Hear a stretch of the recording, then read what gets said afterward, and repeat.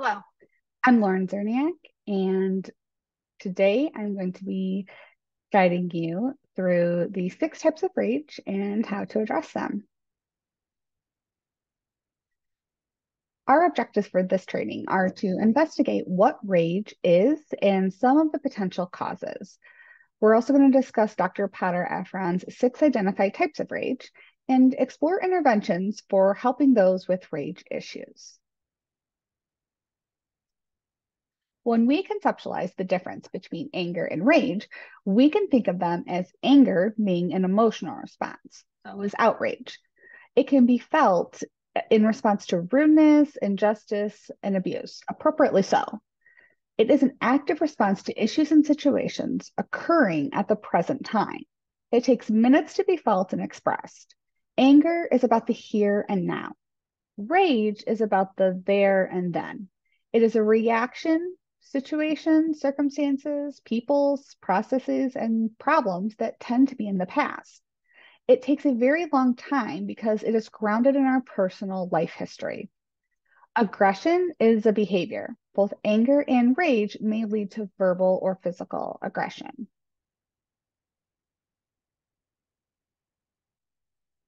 Rages are a transformative experience of excessive anger and emotional overload.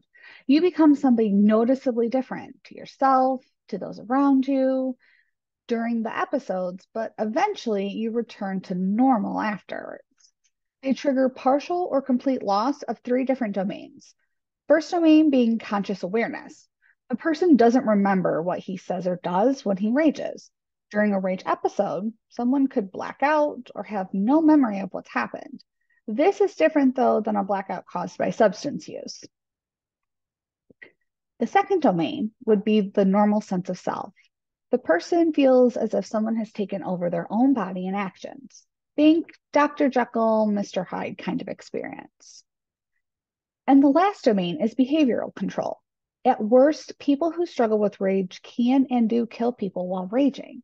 They say awful things as well, oftentimes things they would never say at other times. Seeing red is real, and this is caused by a rush of blood pumped far too quickly and powerfully, causing the capillaries in the eyes to expand rapidly. People cannot reason with or be talked down during this kind of experience. There's also full rage versus partial rage. Partial rage is when a person recognizes what's happening and can regain control of themselves or leave the situation. Near rage is catching yourself at the last minute before raging. For all intents and purposes, the Hulk is going to be our icon for what rage is, and that it is a transformative experience. In one of Marvel's Thor movies, the Hulk finds a message left behind from Black Widow. This is significant because Black Widow is someone he has cared for deeply. She was someone who could help tame him. And one of the times when he reemerges from being the Hulk as Bruce Banner, he's pretty shaken up and confused because it's been about 2 years straight where he wasn't able to switch back and forth as usual. It's at that time he tells Thor, in the past, I've always felt like Hulk and I each had a hand on the wheel. But this time, it's like he had the keys to the car and I was locked in the trunk. This is a really good metaphor for thinking about how rage affects us and those around us. Continuing with this concept of the Hulk being our icon for rage, let's see how in one of the Avengers movies, he utilizes that to his advantage.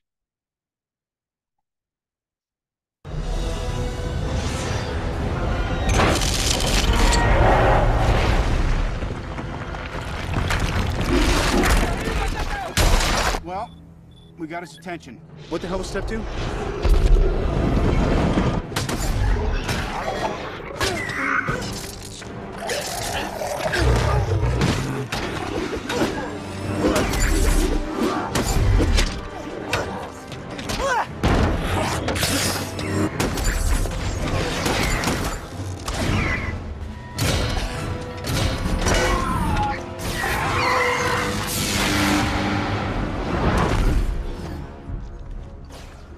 What's the story upstairs? The power surrounding the cube is impenetrable. Thor's right. We gotta deal with these guys. How do we do this? As a team. I have unfinished business with Loki. Yeah? We'll get in line. Save it. Loki's gonna keep this fight focused on us, and that's what we need. Without him, these things could run wild. We got Stark up top. He's gonna need us to...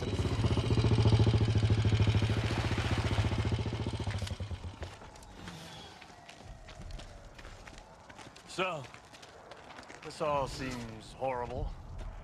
I've seen worse. Sorry. No, we could use a little worse. Stark, we got him. Banner? Just like you said. Then tell him to suit up. I'm bringing the party to you.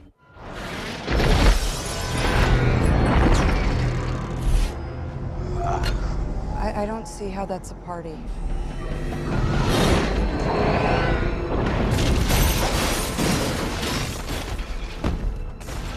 Dr. Banner. Now might be a really good time for you to get angry. That's my secret, Captain. I'm always angry.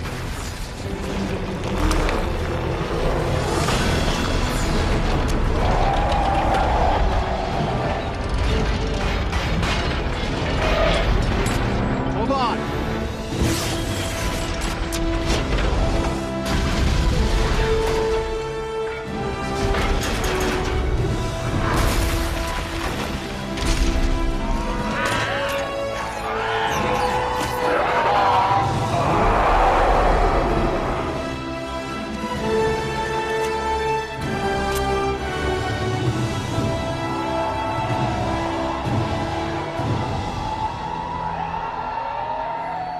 Send the rest.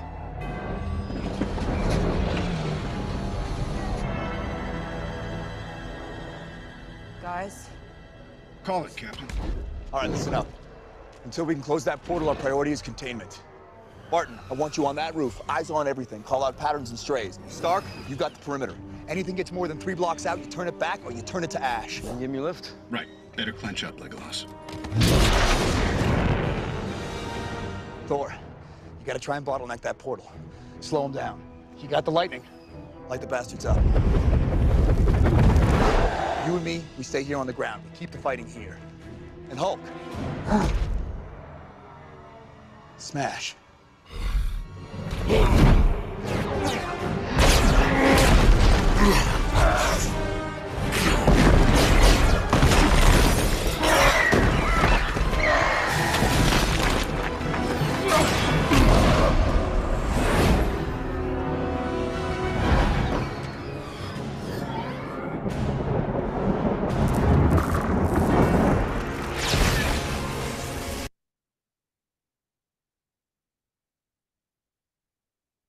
Sometimes rage serves a purpose, but mostly the destructive behaviors and property damage that come along with rage is not something that most people want have happening.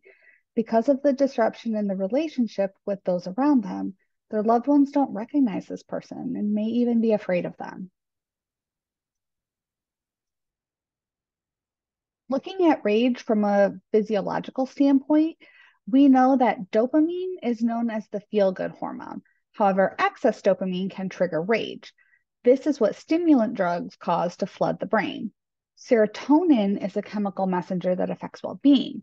Like in depression, insufficient serotonin can make people more irritable or easily angered.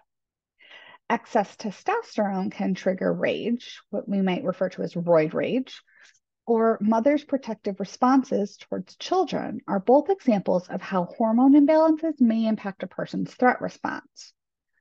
The prefrontal cortex of the brain which is the front part that helps us think critically and rationally. Decreased activity in the prefrontal cortex occurs during episodes of rage, and it leads to issues with problem solving and impulse control.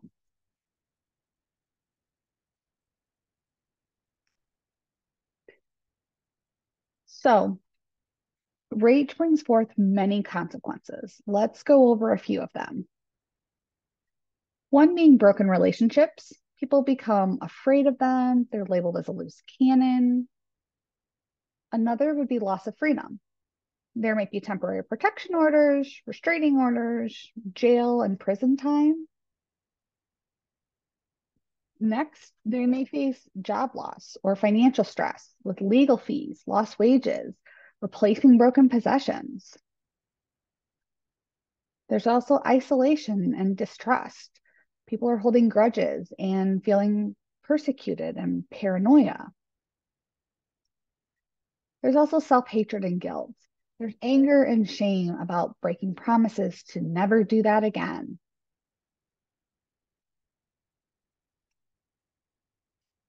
There are always rewards to negative behavior. That's why people keep doing them. People who struggle with rage learn that they get what they want, not necessarily consciously, but people tend to keep doing what works. It becomes automatic, and people get much more adept at it over time through practice. Addicted anger is getting high from being angry. It's looking for fight triggers to it's looking for a fight because it triggers an adrenaline rush. People start to crave that excitement or that intensity the same way they would a high from using drugs.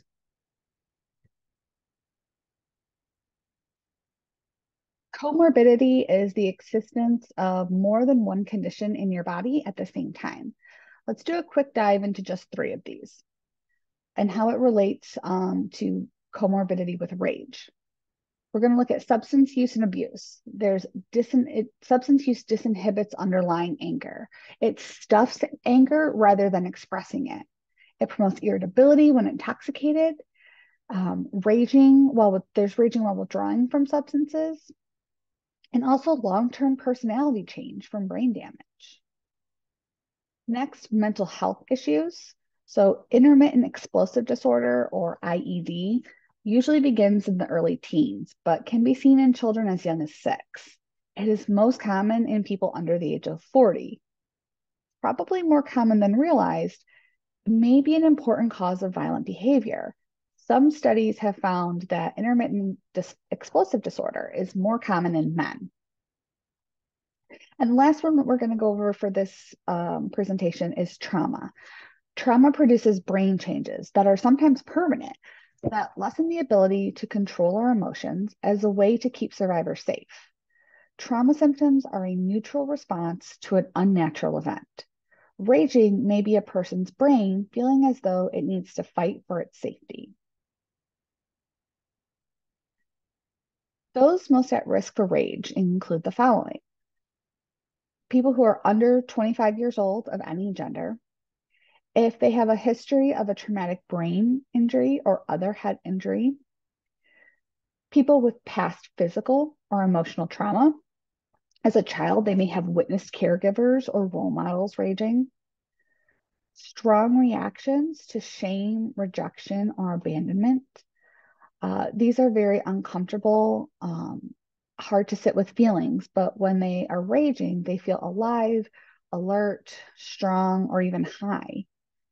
Violent childhood outbursts, especially to meet needs, raging or threatening to rage to get what is wanted, and difficulties with anger while intoxicated. Ronald Potter Efron is a clinical psychotherapist and is internationally recognized expert in anger. He has more than 30 years of clinical experience and specializes in the treatment of individuals with severe aggression and domestic violence concerns.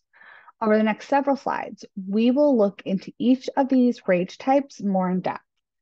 We have sudden rage, seething rage, survival rage, impotent rage, shame-based rage, and abandonment rage. The definition of sudden rage is rapidly appearing, unplanned, and unanticipated transformative anger experience during which a person may lose partial or complete loss of control of their thoughts, feelings, and actions. Rage is felt at a much stronger and deeper level than anger. Not all rages are violent, nor do they last for hours. People have far more mini rages than blowouts.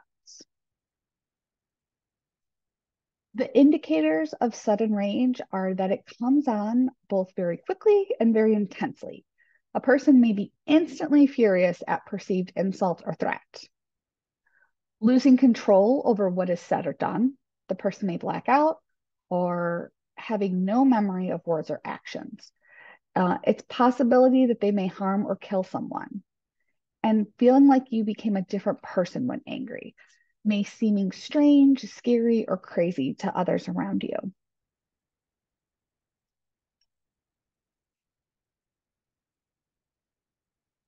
All right, let's take a quick example. Let's look at a quick example of sudden rage. Hey, Happy Land, just like me. Don't get excited, kid.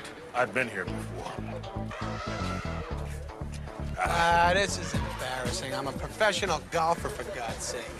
No, it's a short game that's embarrassing. Come on, let's go.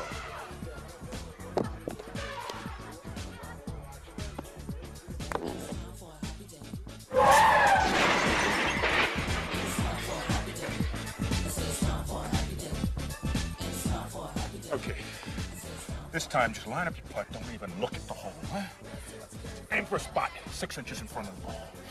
Line up, spot 6 inches in front of the hole. Okay, 6 inches. Yes.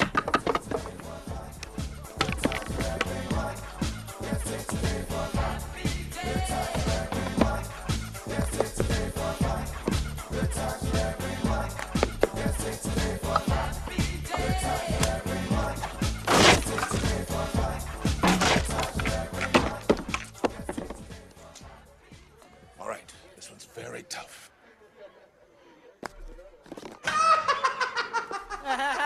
He's laughing, he's having a good time. Good for you. Yeah, laugh it up. Enjoy your night. Come on, Happy, concentrate.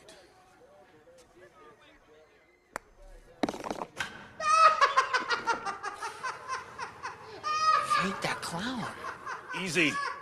If you can't beat the clown, how you gonna beat Shooter McGavin?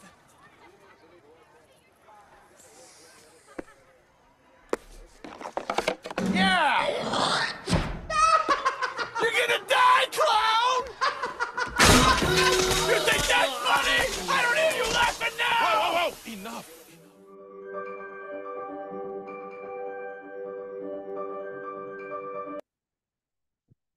Seething rage is defined as a long-term buildup of fury towards a specific individual or cluster of individuals. There's a sense of having been victimized, obsessive thoughts about a situation, moral outrage, and hatred towards the perceived offenders, deliberately planned assaults on targeted offenders. The indicators of seething rage include being unable to quit thinking about past insults or injuries, and developing a hatred of others for what they did to you, feeling unable to forgive them. Occasional intense fantasies of revenge against the offenders. A belief is formed that certain people or groups or institutions are to blame. The rager wants to hurt others as payback for what was done to them. And feelings grow greater over time instead of diminishing. And outrage continues to grow over what people seem to get away with.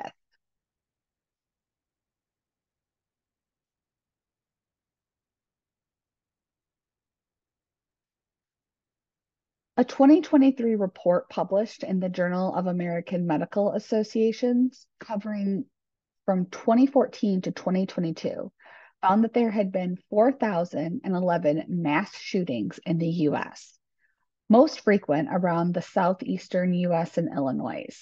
This was true for mass shootings that were crime violence, social violence, and domestic violence related. According to the Associated Press, white men comprise nearly 50% of all mass shooters in the United States. According to the National Institute of Justice, the Violence Study Project, the demographics of shooters were 97% male, with an average age of 34.1 years, and 52.3% of them were white. Public mass shootings have tripled since 2011. In 51% of mass shootings, the shooter exhibited dangerous warning signs beforehand. Of 101 mass shootings between 1982 and 2018, 98 of the shooters were male, 58 were white. This background picture is a matrix of several domestic terrorists, all of whom happen to be white men of various ages.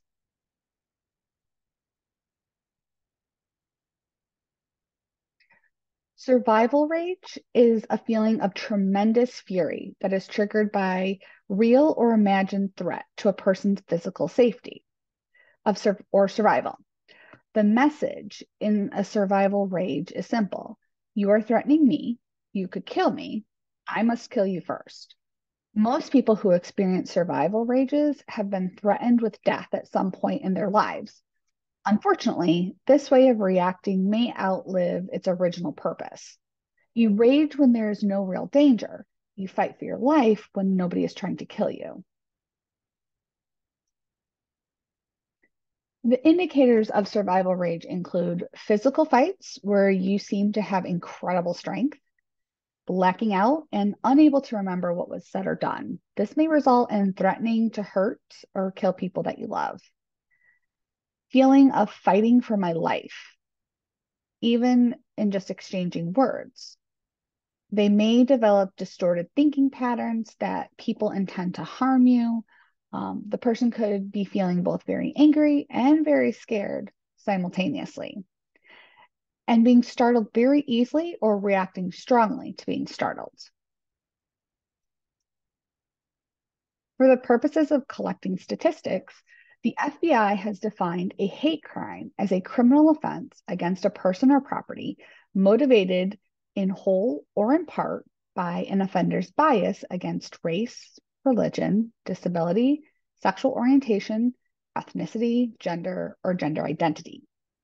Anti-Islamic hate crimes spiked after 9/11 and have never returned to pre-9/11 levels. The FBI chart here is the last year for the data is 2017 at this time. This phenomenon has been compared to the treatment of Japanese Americans following Pearl Harbor to the communist Red Scare of the 1950s that was fueled by the Congressional McCarthy hearings. Impotent rage is tremendous fury that is triggered by a sense of helplessness that occurs when a person is unable to control important situations.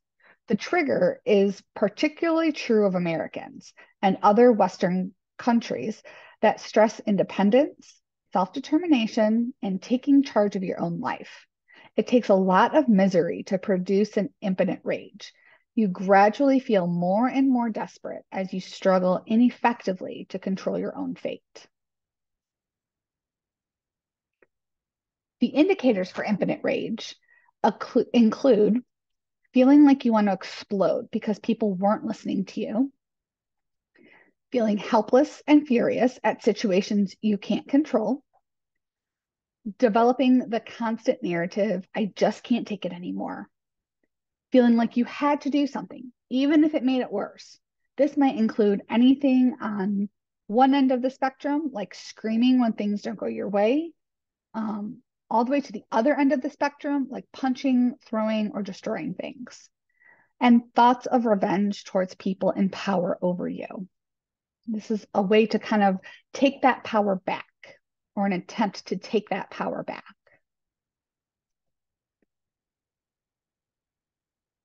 And here we have an example of impotent rage and desperation.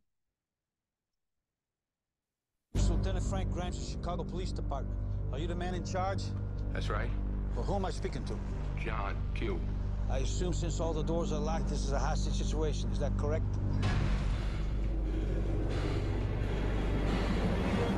Okay.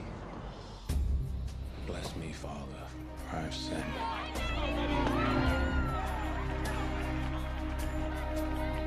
I know you do things your own way. Blood pressure is dropping fast. He's going into cardiac arrest. But I don't understand. Mike's heart is useless. He's going to need a transplant or he's going to die. What would make Mike so sick? Transplant surgery is very expensive. We got insurance. There are no provisions in your policy for a procedure of this magnitude. All right, you want money? I'll get you your money. We've recently switched carriers. We only give assistance to patients without coverage. I'm sorry I can't help you. Have you tried Medicaid? No, you don't qualify. My son is dying. I'm broke. If I don't qualify, who the hell does? I've done everything I can do. I'm sorry. Please. They are releasing him. Now you need to do something. Take care of him. Hear me? Do something.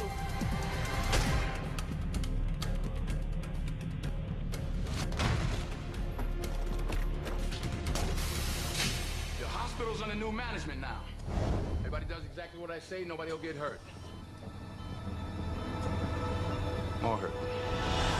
I want my kid's name on the donors list. This is gonna end up bad for you, John. Police will do whatever is necessary to preserve the lives of these hostages. Well, they're telling me I gotta take my son home and watch him die. If you could speak to John Q right now, what would you say to him? I'm there with you and you take care.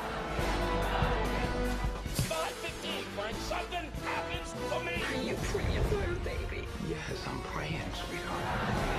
He's a good kid. You'd like him.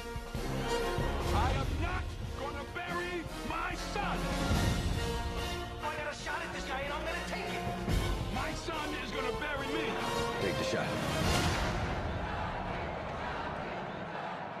How's it gonna end, John? I don't know.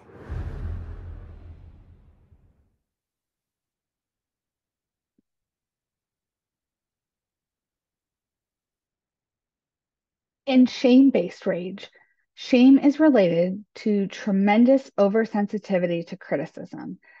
This causes someone to feel outraged, defensive, and aggressive at perceived insults. Shame is transferred directly into anger to sidestep the feeling of humiliation that comes with shame. Shame becomes blame, and the deeper the shame, the more powerful the rage. You need to take this shame before it kills me. I might have to destroy you if you don't. Indicators for shame-based rage include being furious when perceiving that people are disrespecting you. This may include dwelling on or obsessing about put-downs, the need to strongly defend your reputation or good name, and getting irate when you feel ignored. Becoming angry after moments of embarrassment. They may become worried that other people think that they're stupid or ugly, and becoming defensive or enraged when given criticism. The epitome of understanding shame-based rage is the quote, "If you think women are crazy, you've never had a dude go from hitting on you to literally threatening to kill you in the time it takes you to say no thanks." There have been numerous news stories about men who killed women in rage after they rejected their advances.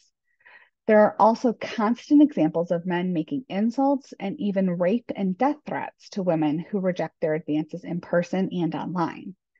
Studies have found that women who kill their abusers, even in self-defense, are given much harsher prison sentences than men who killed their female partners in a fit of rage.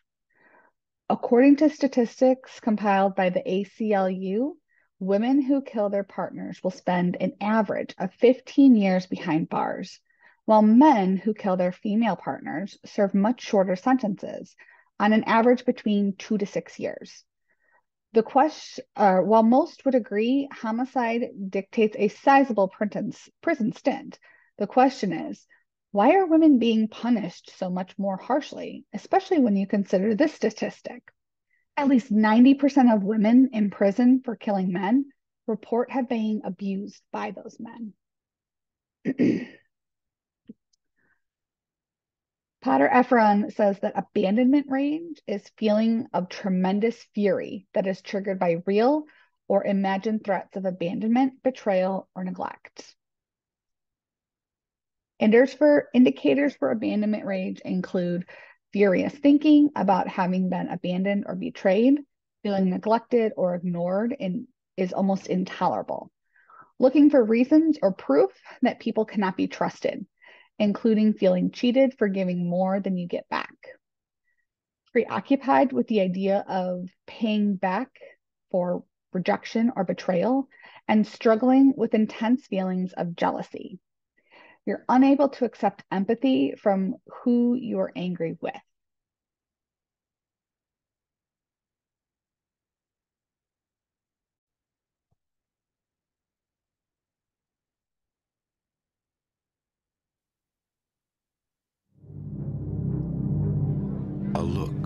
that led to an evening. You're attracted to each other at the party. That was obvious. You're on your own for the night. That's also obvious. A mistake he'd regret all his life. And where's your wife? Honey, oh, God. And you're here with a strange girl being a naughty boy. I don't think having dinner with anybody's a crime. I've got to see you. This is gonna stop. No, it's not gonna stop. It's gonna go on and on. She keeps calling the apartment. Hello? Every time Beth answers the phone, she hangs up. I'm scared, Jimmy. You play fair with me? Do you have an affair with her? I'll play fair with you. I don't want to lose my family. How could you do that? Now, you're scared of me, aren't you? You're afraid. Gutless, heartless, spineless. If you ever come near my family again, I'll kill you. You understand? Daddy! I'm not gonna be ignored. Alicia, where's Ellen? She's gone.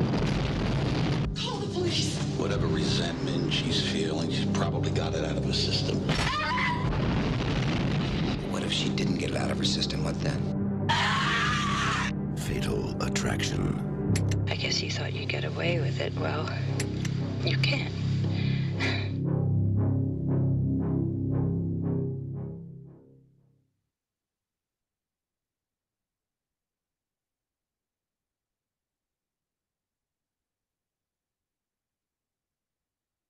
In Fatal Attraction, Glenn Close's character, Alex Forrest, was reportedly written as someone with borderline personality disorder. One of the main criteria for diagnosis of borderline personality disorder is actions taken to avoid real or perceived abandonment.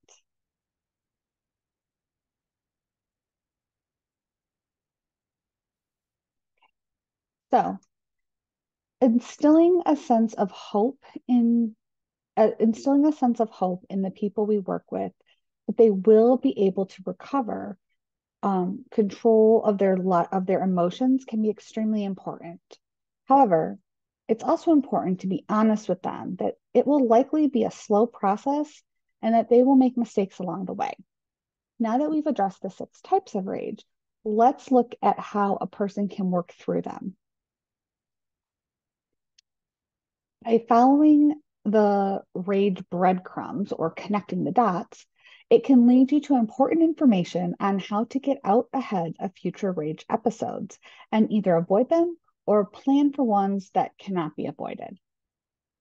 You may be able to assist people who struggle with rage in looking for patterns in their rage episodes by examining the domains of their lives, such as people they're around, the frequency, intensity, duration, physical location, life stressors, and substance use. By identifying and praising coping skills they already use, it can help give someone hope that they can strengthen any of their current skills while also trying to develop new ones. Skills already established may be things related to physical activity, social supports, seeing choices, and deep breathing. Many people may actually be trying to stay in control. Remember that near or partial rages are often more frequent than full-blown rages.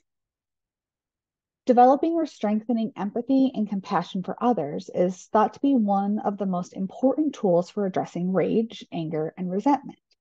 Because rage is an outward-focused process, concentrating on inner thoughts, feelings, attitudes, and beliefs can assist people who struggle with rage in taking into consideration the thoughts and feelings of those who are the identified triggers of their rages.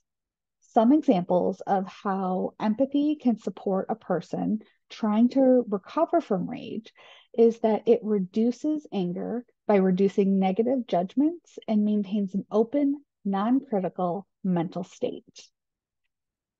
By encouraging self-awareness and reflection, clients need to become more consciously aware of their physical sensations and other bodily cues, which are unconscious messages that the alarm system is active and they may rage. A timeout may sound like a juvenile response, but it can be the single most effective action you can take when you can't catch an anger episode early enough to prevent it. Meditation is the increased awareness of inner process. Mindfulness is the increased awareness of body sensations.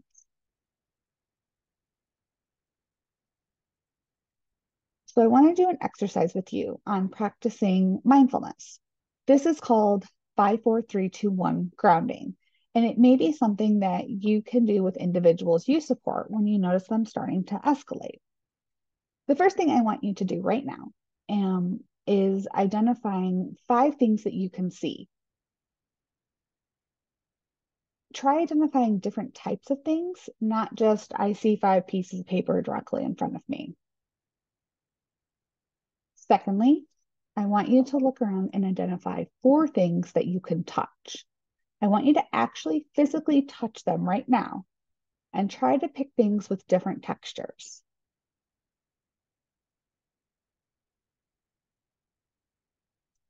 Next is to get very quiet and identify 3 things that you can hear.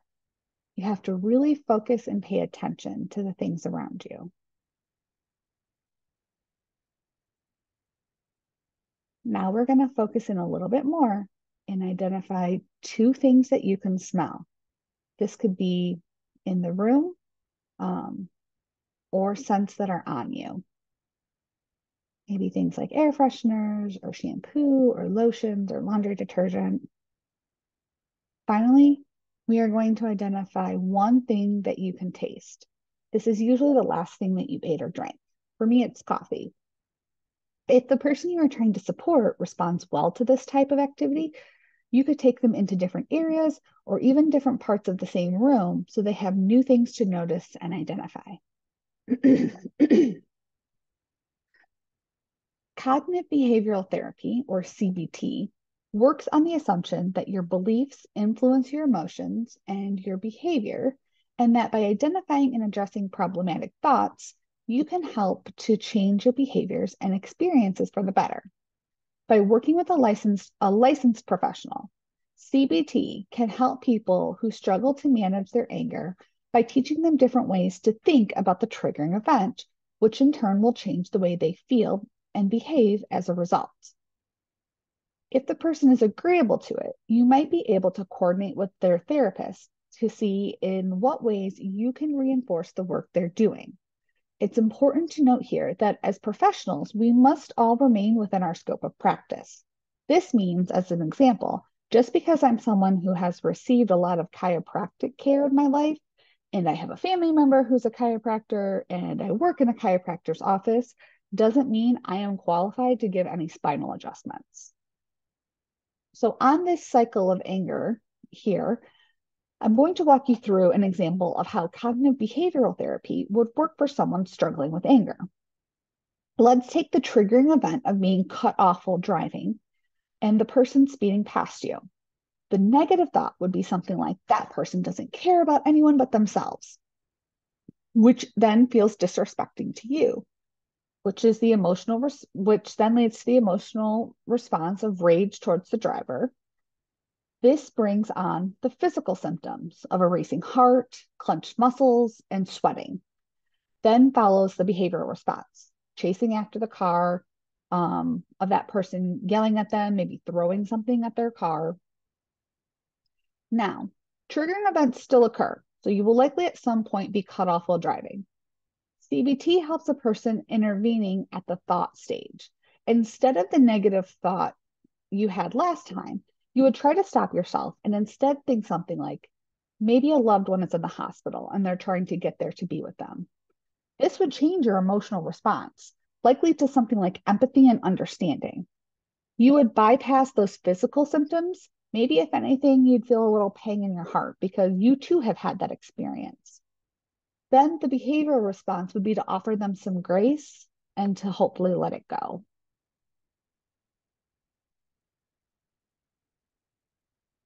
We cannot remove a person from their context if we expect to help them cope with their environment or stressors in appropriate ways. Unexpressed emotions will never die. They are buried alive and will come forth later in uglier ways. If someone has rage issues, but we learn they came from trauma, a violent, abusive upbringing, this informs us about their worldview and experiences.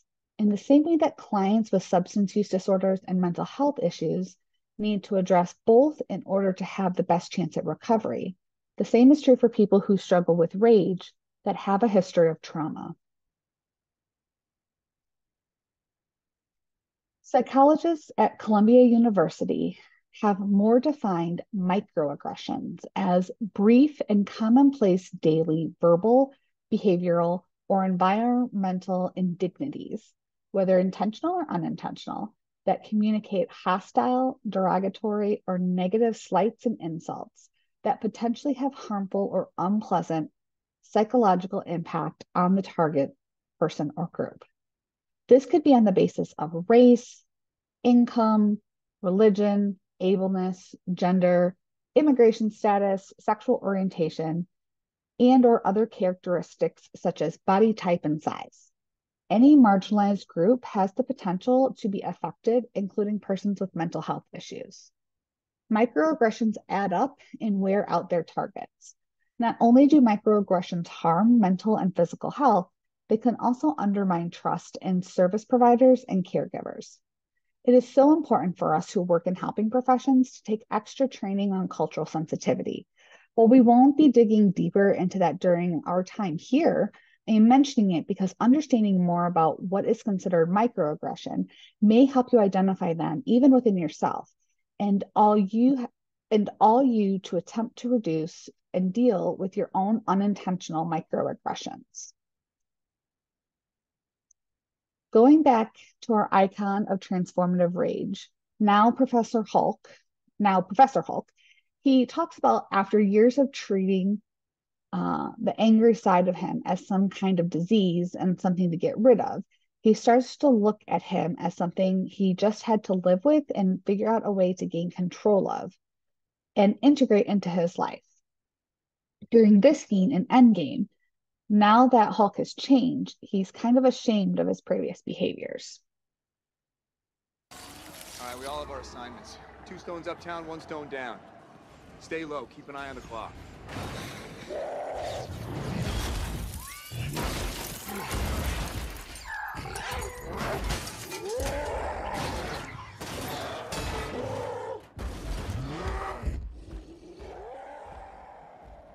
Maybe smash a few things along the way.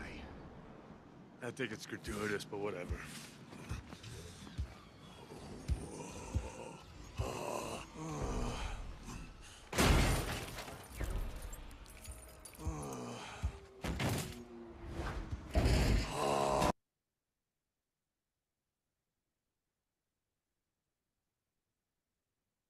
For years, I've been treating the Hulk like some kind of disease, something to get rid of. But then I started looking him as the cure. I put the brains and the brawn together.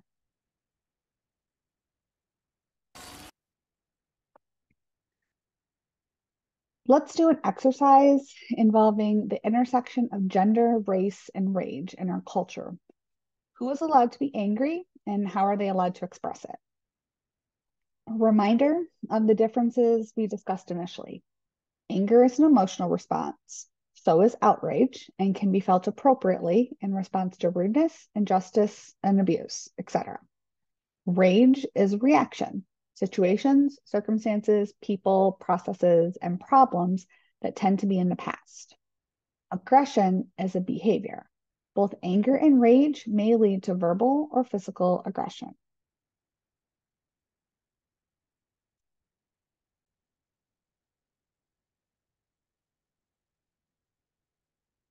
So on the left is Dr. Christine Blasey Ford, and on the right is now SCOTUS Judge Brett Kavanaugh. During his confirmation hearings, Dr. Ford was asked to testify about her assertions that Kavanaugh sexually assaulted her in high school. Ford initially wrote about her allegations in a letter that was eventually sent to Senator Dianne Feinstein of California, and I may be pronouncing that wrong, so forgive me. The ranking Democrat on the Senate Judiciary Committee. At that time, Ford reportedly expected her story to remain confidential and her identity anonymous. She didn't want anybody to know about what she was writing. Ford decided to go public, though, with her accounts after it was leaked and inaccurate reports emerged. So she wanted to figure if it was out there, she was going to clear her name and tell what really happened. Dr. Ford and her family moved out of their house and hired a private security detail because of death threats she received since coming forward and testifying in September of 2018. A Canadian newspaper wrote the following: where Ford was self-possessed, Kavanaugh was aggressive, even bordering on belligerent, as he spoke over senators, cut them off, and in one instance accused them of mockery. Many noted that it was a textbook display of the double standard that allows men angry outbursts with no repercussions, while the same behavior works to discredit women. The going argument among critics and observers was that if Ford had responded in the same way as Kavanaugh, she would have likely been deemed hysterical. And lastly, on the right, Cyntoia Brown Long, and on the left is Crystal Kiser, both of whom have faced significant prison sentences after killing men in the course of having been trafficked for sex as teenagers. In 2006, Brown was convicted of robbery and first-degree murder for killing 43-year-old real estate agent Johnny Allen, whom she went home with after he picked her up for sex at a Sonic drive-in in Nashville. As a juvenile runaway, Brown was forced into involuntary prostitution and repeatedly raped and beaten by the man who trafficked her.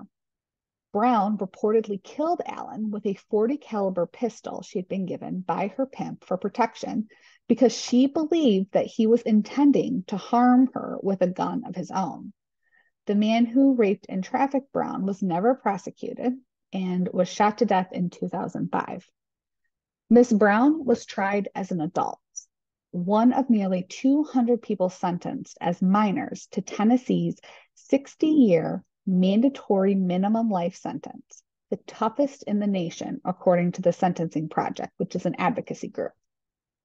The U.S. Supreme Court has ruled that mandatory life sentences without parole for juvenile offenders are not constitutional, but Tennessee prosecutors successfully argued that Brown would technically become eligible for parole after 51 years in 2055.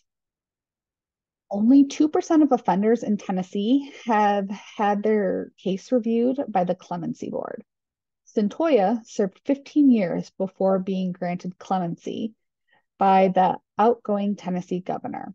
She was released on August 7th of 2019, plus 10 years of supervised parole.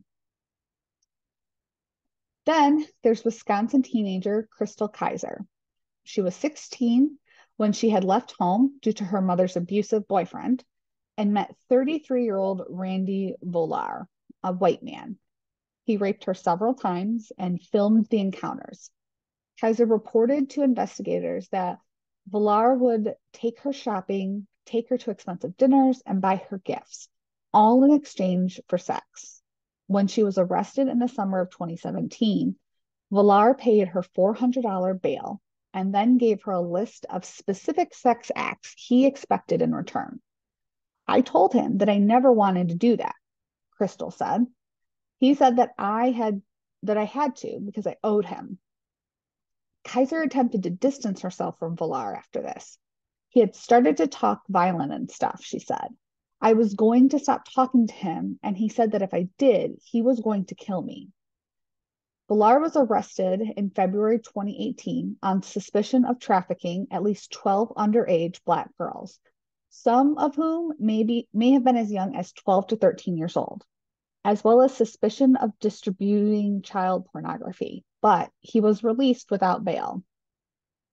In June 2018, Kiser reportedly shot and killed Volar in his home after he allegedly tried to force her to have sex with him. The gun she carried in her purse had been given to her by her boyfriend for protection. She then allegedly set fire to Volar's body and fled in his BMW. Prosecutors are arguing that Kiser planned to rob Volar and steal his car, and that her actions do not fall under the affirmative defense statutes that protect survivors of sex trafficking from being prosecuted for their actions taken as a result of being trafficked. Kaiser faces multiple felony charges, including first-degree intentional homicide, possession of a firearm, and arson. Court records show Kaiser faces life in prison if convicted as charged. Ms. Kaiser was bonded out of jail in June of 2020 due to donations to a Wisconsin bail fund. The Wisconsin Department of Justice is disputing Kaiser being considered a victim of trafficking at the time she is alleged to have killed Villar. They argue that the killing was premeditated and cite her motives as wanting to rob him and steal his car. In June 2021, an appellate court in Wisconsin ruled that she can use affirmative defense law to help prove that her actions were a direct result of having been trafficked. Because of this, she could be acquitted of some or all of the charges she faces, rather than facing a mandatory life sentence. Prosecutors appealed this ruling to the Wisconsin Supreme Court, which has been in deliberation since March of 2022. All of the justices are white, and 6 of them are women. Wisconsin's law does not specify which criminal acts can use the defense for, unlike many other states. If the state loses their appeal, they could still charge Kaiser with second-degree intentional homicide, which carries a 60-year prison sentence. The Chicago Community Bail Fund, the Milwaukee Freedom Fund, and other organizations also received more than $400,000 in donations to pay for Kaiser's bail so that she could live with her mother while awaiting trial. She has been working restaurant jobs and through temp agencies. Her mother, Devore Taylor, is now going to school for a degree in criminal justice to better understand the system prosecuting her daughter.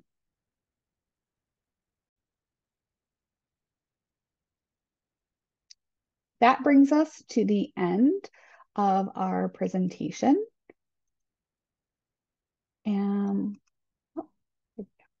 that brings us to the end of our presentation.